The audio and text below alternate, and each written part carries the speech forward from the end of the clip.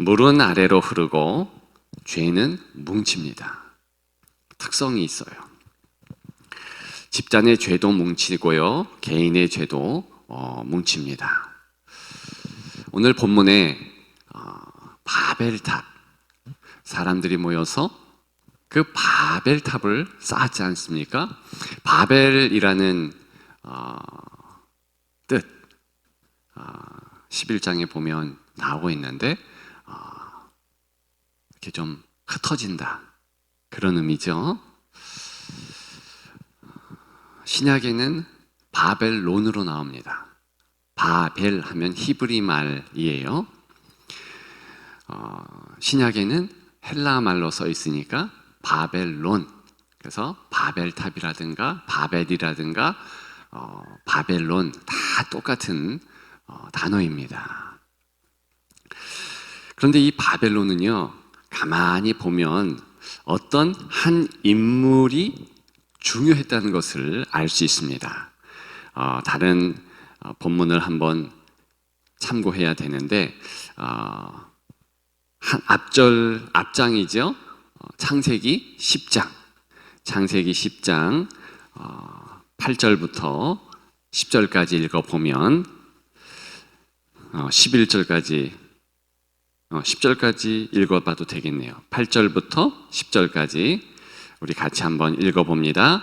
구스가 또 니물론을 낳았으니 그는 세상의 첫 용사라. 그가 여호와 앞에서 용감한 사냥꾼이 되었으므로 속담에 이르기를 아몬은 여호와 앞에 니므롯 같이 용감한 사냥꾼이로다 하더라. 그의 나라는 시날 땅의 바벨과 에덱과 아깝과 갈렙에서 시작되었으며. 아멘. 누구입니까? 누구와 바벨이 관계가 있습니까? 여기 보니까 니물론이라는 인물이에요. 누구의 아들이에요? 구스라는 사람의 아들입니다. 그 구스를 구체적으로 몰라도 돼요. 함의 자손, 함의 계열이라는 것을 알 수 있습니다. 지난주에 하나님의 가문, 하나님의 계보 말씀을 드렸어요. A 가문이 있고 B 가문이 있다. A 가문은 위대한 사람들이 많은 가문이다. 그에 반해서 B 가문은 뭐 별로 특별하지 않아요. 그런데 B 가문은 세상으로 볼 때 특별한 게 없는 게 아니에요. B 가문도 A 가문 못지않게 물질도 많고 유수한 사람들도 없지 않았으리라 확신합니다. 그런데 B 가문, 하나님의 가문의 특징은 세상 사람들의 인정과 평가에 그리 마음을 두지 않습니다. 성공, 하나님이 주실 수 있어요. 그런데 성공에 목매지 않는다는 뜻이에요. B 가문의 사람들은 동행, 누구와의 동행인가? 하나님과의 동행이 가장 큰 덕목입니다. 마음을 거기에 다 두는 거예요. 대표적인 두 사람이 있었습니다. 에녹과 노아예요. 성경은 에녹이 돈 얼마 있었다, 노아가 어떤 성공을 이루었다, 거기에 관심이 있지 않습니다. 비집안 사람들도 그렇습니다. 오직 에녹처럼, 노아처럼 하나님과 동행했느냐, 그렇지 않느냐. 동행하고 있다는 것은 자기가 알 수 있어요. 예배하듯이 내가 살아가고 있는가? 직장에서나 학교에서나 어디 가서든지 하나님이 나와 함께하고 계시는가? 아, 목사님, 불편하지 않을까요? 다 알고 있으면 내가 창피하잖아요. 그런 삶이 아니에요.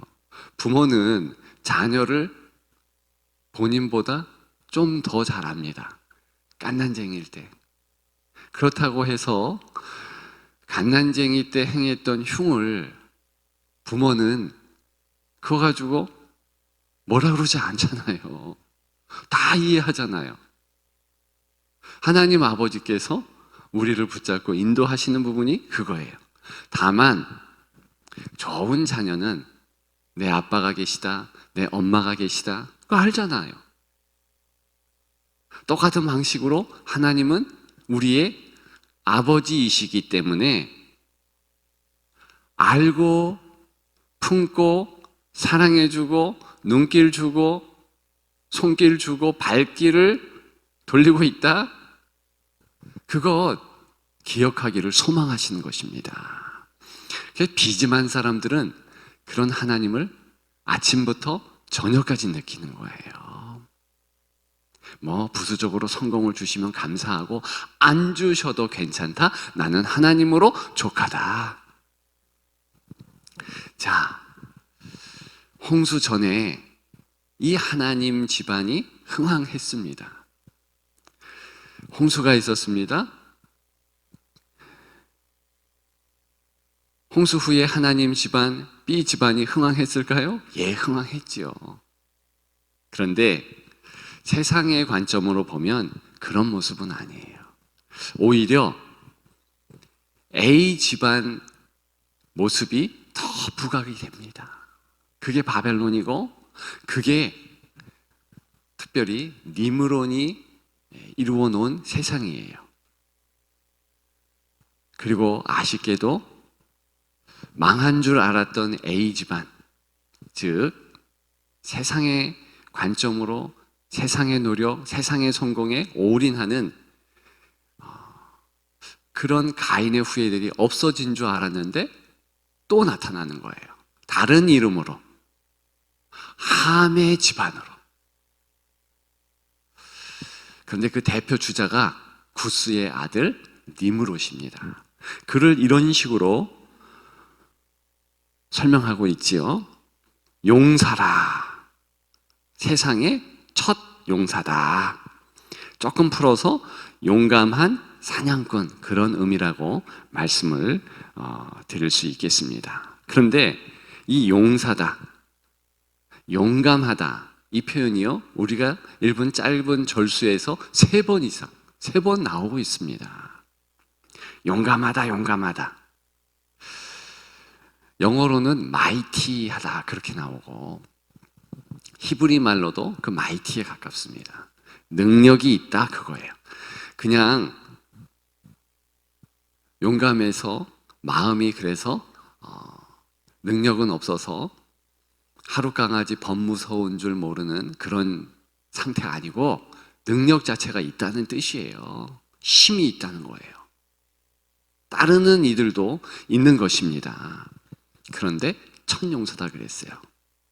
제가 이 니므론에 대한 평가를 여러 문헌을 보면서 찾아보았습니다. 그랬더니 좋은 평가도 있어요. 이렇게 누가 용감하게 하셨는가? 누가 능력을 주셨는가? 하나님이 주셨어요. 하나님의 은혜를 엄청 받은 자다. 이런 평가가 있습니다. 그런데 그에 반해서 하나님 앞에 몹쓸 반역을 행했다. 이런 평가도 많습니다. 종합해 보면 처음에는 안 그랬을 거예요. 처음에는 하나님의 은혜를 깨닫고 하나님께 감사하고 하나님께 영광을 돌리는 인물이었습니다. 분명해요. 근데 어떻게 됩니까? 시간이 지나가면서 하나님께 받은 능력이 내 능력인 거예요. 하나님께 받은 은혜가 내 것인 거예요. 드디어 하나님을 반역합니다. 그래서 첫 용사라는 뜻은 좋은 의미도 있지만 아주 나쁜 의미도 가지고 있습니다. 그것은 처음으로 홍수 이후에 하나님을 대적했다. 그리고 그 힘이 꽤 셌다. 그래서 하나님 앞이라는 것은 이렇게 중의적으로 2가지 의미가 있는데 저는 후자, 하나님을 반역했다라는 의미가 더 세다 이렇게 봅니다. 이 A 집안이 세상을 점령해요. 그러면서 이 사람이 중심이 되어서 왜 그런지 아십니까? 우리가 읽었지만 10절에 보면 그의 나라는 신할 땅의 바벨과 바벨론이 처음 나와요. 바벨 탑을 쌓았던 오늘 본문의 그 바벨입니다. 이 니므롯이 드디어 왕이 된 거예요. 킹 오브 킹스가 된 거예요. 그래서 아울러요. 이 사람의 특징이 무엇인가? 오늘 본문에 보게 되면 자기 이름을 내고 싶은 자예요. 그래서 11장 4절에 보면 우리 이름을 내고 온 지변에 흩어짐을 면하자 하였더니 그랬습니다. 하반절에 있지요. 니므롯이 어떻게 사람들을 소위 꼬셨는가 보니까 야, 우리 이름 내자. 그렇게 말한 거예요. 자기 이름 내기 위해서 새를 귀합한 것이지요. 우리는 홍수 이전에 셋과 에노스, 하나님의 집안 사람들이 누구의 이름을 불렀다는 것은 기억합니다. 누구 이름 불렀습니까? 여호와의 이름을 불렀다. 즉 여호와의 이름을 부르는 무리가 있는 반면에 자기 이름을 부르는 이들이 있어요. 오직 내 영광, 오직 내 뜻. 그러면서 이들은 자기들끼리 모입니다. 그런데 하나님은 어떻게 하십니까? 흩으시잖아요. 흩어요. 그러고 보면 어느 부분 흩트는 것도 은혜인 듯 싶습니다. 아무튼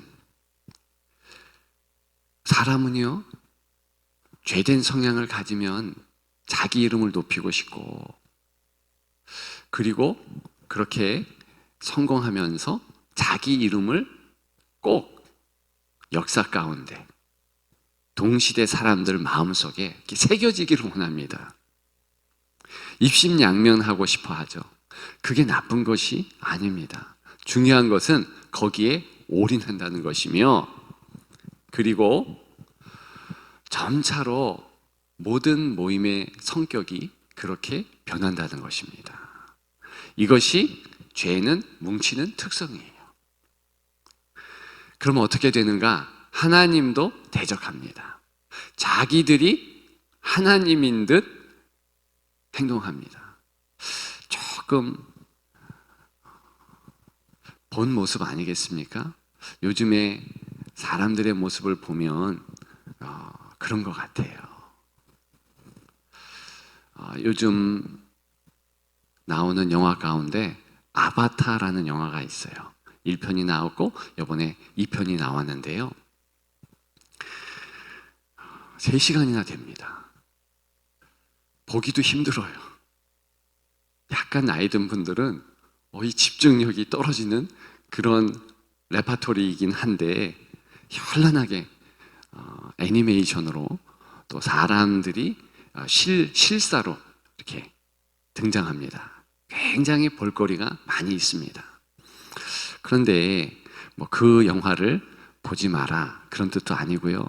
또 그 영화 나쁘다 그런 면만 있다 그것도 아닙니다. 다만 그 영화를 가만히 보게 되면 사람이 뭐라 그럴까 중심이에요. 그런데 이 사람이 또한 모여서 어떤 짓을 하는가, 이 땅 자연들과 더불어서 좀 하나가 되자 그러면서 기도하는 모습을 보면 그 자연의 어머니에 대하여서, 자연이 어머니인 거예요. 이 우주가 신인 거예요. 그 기도를 그렇게 합니다. 처음부터 끝까지 절대 하나님에 대한 것은 요만큼도 나오지 않아요. 그것이 그 영화뿐만이 아니라 현대를 살아가는 인생의 모습 아닌가. 하나님을 폐기 처분합니다. 하나님의 이름 자체를 싫어합니다. 미국에서뿐만이 아니라 유럽, 이제 우리나라까지 넘어오려고 하는데 미션 스쿨이라 할지라도 하나님께 기도할 수 없다. 이것을 법제화시켜요. 주기도문 할 수 없어요. 하나님의 이름을 부르면 안 됩니다. 근데 희한하게 그냥 자연 만물, 어떤 땅, 특정적인 하늘, 산, 이런 것을 빗대어서 기도해도 괜찮습니다. 하나님의 이름은 안 되는 거예요. 희한하죠? 왜 그러는가? 바로 이런 죄된 습성, 모여서 하나님을 대적하려고 하는 그런 마음이 있다는 것입니다. 저는 가끔 그리스도인으로서 억울할 때가 있습니다. 아니, 내가 하나님을 믿겠다는데 그게 그렇게 큰 죄예요? 희한하게 이 땅 가운데서도 하나님 믿는다는 이유로 많은 이들이 과거에 죽었고요. 현재에도 음으로 양으로 핍박을 받습니다. 아니 도대체 그 사람들에게, 그 핍박하는 사람들에게 도움이 되었으면 도움이 되었지, 특별하게 힘들고 어렵게 한 거 없잖아요. 근데 이상하게 싫어해요. 저 북한에는요, 예수의 예자만 꺼내도요, 정말 아우지탄강하고 정치 수용소에 있고요, 성경을 그냥 소유만 해도, 찬송가를 가지고만 있어도 감옥 갑니다. 지금은 더하대요. 이게 왜 그럴까요? 이게 어떤 영적 장난 아닐까요? 여러분, 니므롯은요, 대표적인 적그리스도의 상징입니다. 적그리스도가 다른 것이 아니고 하나님을 대적하는 세력인데, 사람들이 모이면 그렇게 된다니까요. 왜? 그 뒤에 옛뱀, 사단의 괴계가 있습니다. 인생은 그냥 사는 것이 아니라 이 영적 전쟁의 한복판에 있는 거예요. 하나님을 붙잡지 않으면 자연스럽게 사단을 붙잡고 있는 꼴입니다. 그러니까 니므롯은 적그리스도의 상징이에요. 구약 성경에 보면 그리스도를 상징하는 것 아니면 적그리스도를 상징하는 인물들이 쭉 나옵니다. 대부분은 그리스도를 상징하는 인물들로 채워져 있는 성경이지만, 그러나 적그리스도가 없지 않아요. 하나님을 대적하는 안티크라이스트 있다는 것이지요. 그런데요, 내가 하나님을 대적한다 이런 마음이 아닌데도 불구하고 같이 모여서 하다 보면 몇 번 신음소리 내다 보면 하나님을 대적하고 있어요. 기독교 역사에 꼭 잊지 말아야 할 유명한 책이 있잖아요. 그 책 이름이 예루살렘의 아이만이라는 책인데요, 악의 평범성에 대해서 이야기합니다. 히틀러를 따랐던 사람들, 그러니까 유대인들을 800만을 죽인 그 잔인무도한 사람들, 근데 파헤쳐 보니까는요, 그들은 그냥 옆집 아저씨예요. 평범해요. 그래서 놀랬다는 거 아닙니까? 이런 평범하고 착한 사람들이 모이면 이상하게 악의 사도들이 되는 거예요. 자기를 점검하고 자기를 평가하지 않으면 자칫 그렇게 되고, 그것이 바로 이 바벨론에 담겨 있는 교훈입니다. 우리도 그럴 개연성이 충분해요. 그래서 내가 모이는 때에 혹시 하나님의 이름이 빠지지 않나. 교회의 모임도요, 제가 미국 교회 섬기다 보니까는요, 어떤 현상이 있느냐, 아니 좋은 마음으로 모였는데요, 나중에 보면 그게 교회를 힘들게 하더라. 개돈 모임으로 변하고 서로 주고받고 하다가 상처받고, 그러니까 돈을 주고 빌려주고 그러다가 어려움이 생기는 거예요. 교회가 절단나는 것을 참 많이 보았습니다. 물론 미국 교회가 규모가 작아서 그럴 수도 있지만 한국 교회도 경성해야 되는 거예요.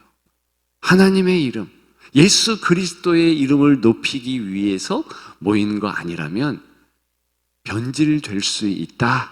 그래서 꼭 경각심을 가져야 된다는 것입니다. 자, 이제 두 번째 주제, 개인의 죄에 대해서 잠깐 생각하고 마칠 것인데요.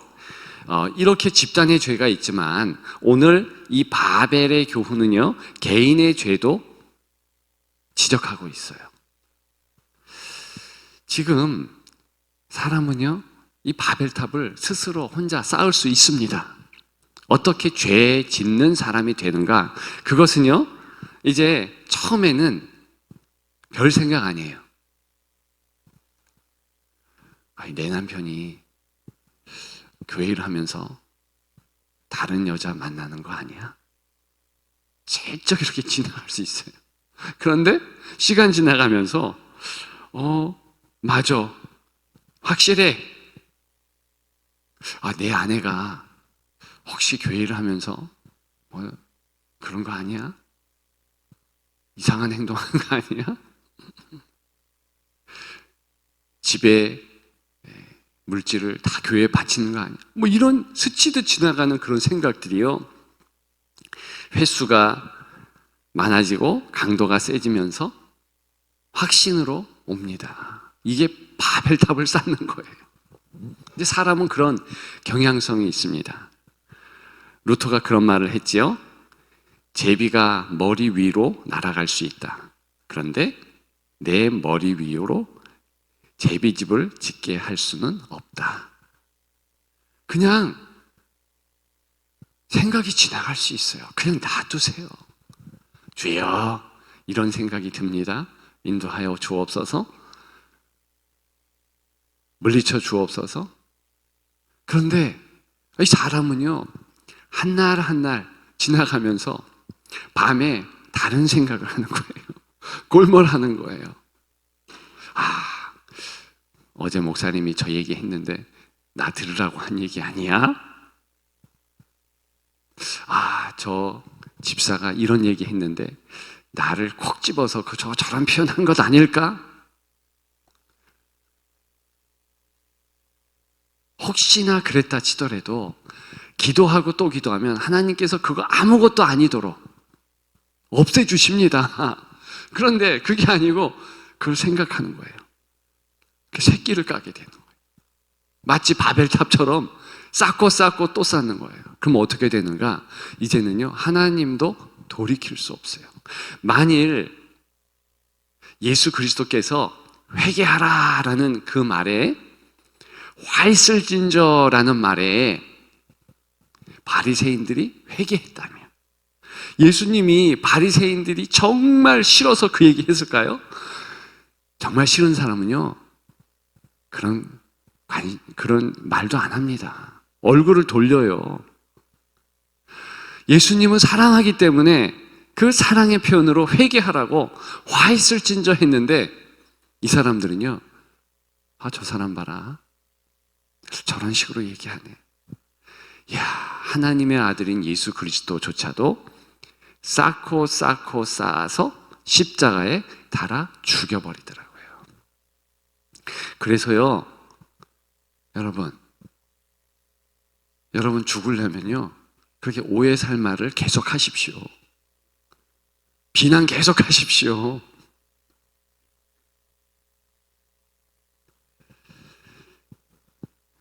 인간관계 대부죠. 카네기라는 분이 그의 인간관계론에 대표적으로 하나 꼽은 게, 절대 비난하지 마라. 자기가 세상의 많은 문헌들을 다 조사했더니 비난해서 사람 고친 경우가 없다. 비난하면 안 돼요. 성경에도 비난하지 마라. 그 비난이 네 비난 된다 그러잖아요. 비난해서 고쳐지지 않아요. 우리 자녀 비난해서 고쳐질까요?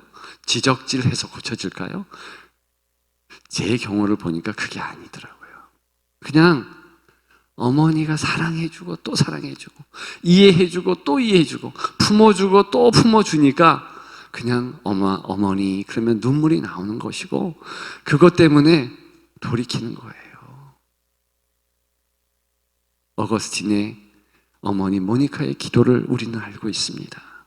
평생 호랑방탕하게 살았는데 어머니 임종까지도 마음을 돌이키지 않았는데 그 어머니의 모습이 때린 거예요. 평생 나를 위해서 회개하라고 기도하신 내 어머니. 그래서 그 유명한 어거스틴이 탄생된 거 아니겠습니까? 사람은 비난해서 바꿀 수 있는 게 아니에요. 예수 그리스도도 비난해서 십자가에 달리셨잖아요. 처음부터 그냥 기도해 주세요. 품어주세요. 우리 스스로도요, 남이 나를 비난한다 그러면은요, 그냥 좋게 여겨주세요. 아, 나를 정말 사랑하기 때문에 그렇구나. 그래서 받아들이고, 못 받아들이겠으면 그거 하나님께 이야기해야죠. 예수 그리스도께 돌려드려야죠. 수고하고 무거운 짐진 자들아 다 내게로 오라. 내가 너희를 쉬게 하리라. 즉 그 비난을 나는 감당할 수 없사오니 하나님 저 사람 책임져 주세요. 날 엄청 비난합니다. 주님 어떻게 좀 해주세요. 그러면 내 문제 아니라 하나님 문제인 거예요. 하나님께서 뭐 두드려 주시든 마음을 돌이키시든 하실 거 아니에요. 그게 다윗의 씨름입니다. 그것이. 그래서 탄원시가 시편에 많은 거예요. 많은 성도들이 그렇게 사는 겁니다. 품지 않고. 왜? 품으면 바벨탑이 되는 거 아닐까? 여러분, 하와가 왜 범죄를 했을까요? 그 한 계명, 선악을 알게 하는 나무의 실과 먹지 말라. 봤더니 먹음직, 보암직, 탐스러움직 했는데 마침 또 계속해서 사단이 이 뱀의 안에 들어와서 야, 안 죽어. 하나님 되는 거 그거 막으려고 하나님이 그러시는 거야. 너 하나님처럼 된다. 그 말을 듣고 단 한 번 딱 보면서 먹음직, 보암직, 탐스러움직 이렇게 했을까요? 성경에 보면은요, 한 번, 두 번, 세 번 계속 선악과 나무 주변에 맴돌았던 하와의 발자취를 읽을 수 있습니다. 계속 쌓은 거예요. 그러면 누구라도 무너집니다. 그게 인생의 죄의 본성 아니겠습니까? 아니, 누굽니까? 그 신라의 김유신입니까? 김유신 말이 그 창기의 집에 버릇대로 그냥 어떻게 하다 보니까 그 말이 같다며요. 마음 같다는 거 아니겠습니까? 그게 인생인데 성도도 동일합니다. 왜? 본성이 있으니까. 사도 바울은 그런 마음을 보면서 내가 죄인 중에 괴수로다. 따라서 아예 처음부터 끊어요. 바벨탑 이 기초가 쌓아진 것은요, 내가 알고 하나님이 아십니다. 기도하면 알아요. 목회자도 압니다. 기도하는 순장, 부순장 다 알아요. 자기만 모르지. 기도하는 부모는 그런 거 자녀의 모습 다 갑니다. 그러면 조언하고 그렇게 하면 빨리 기초를 허무는 거죠. 허물고 정신 차리고 돌아오면 돼요. 안 그래요. 그러면 어떻게 됩니까? 바벨탑 쌓고 하나님께서 흩어버리셔요. 오늘 제목이 무엇입니까? 죄를 흩다. 내가 흩지 않으면은요, 하나님이 흩게 하시면 어떻게 될까요? 완전 힘듭니다. 엄청 어렵습니다. 보아스를 세우라. 이런 죄를 우리가 잘 알고 우리의 본성이 죄의 집이다. 그것을 꼭 기억하시고 매일매일 죄와 싸우십시오. 어제 승리했다고 오늘 승리 없는 거 아니에요. 오늘 승리가 자동으로 오는 것이 아닙니다. 만나는 매일매일 주어진다. 만나를 이제 가지러 들에 나가야 되는 거예요. 수고를 해야 되는 거예요. 그래야지 승리하는 것이지, 만나가 하늘에서 내린다? 그냥 바라보면 내 입은 배고프고 내 마음도 가라고 에너지도 없고 영적 기갈은 그렇게 오는 거예요. 바라만 보면 안 되고 구해야 되는 거예요. 내가 행해야 되는 거예요. 죄를 꺾어야 되는 거예요. 가장 쉬운 것은 예수 이름 부르는 거죠. 내 이름 부르는 것이 아니고 내 성공만 붙잡는 것이 아니고, 성공은요 그 하나님께서 그냥 부수적으로 하나님 이름을 부르면 부수적으로 다 주시는 거더라고요. 그러니까 거기에 올인할 필요 없어요. 내가 하나님을 하면 하나님은 내 일 한다. 내가 하나님의 이름을 부르면 하나님은 나의 이름을 부르신다. 그렇게 보아스를 세우는 여러분들 되시기를 주님의 이름으로 축복합니다.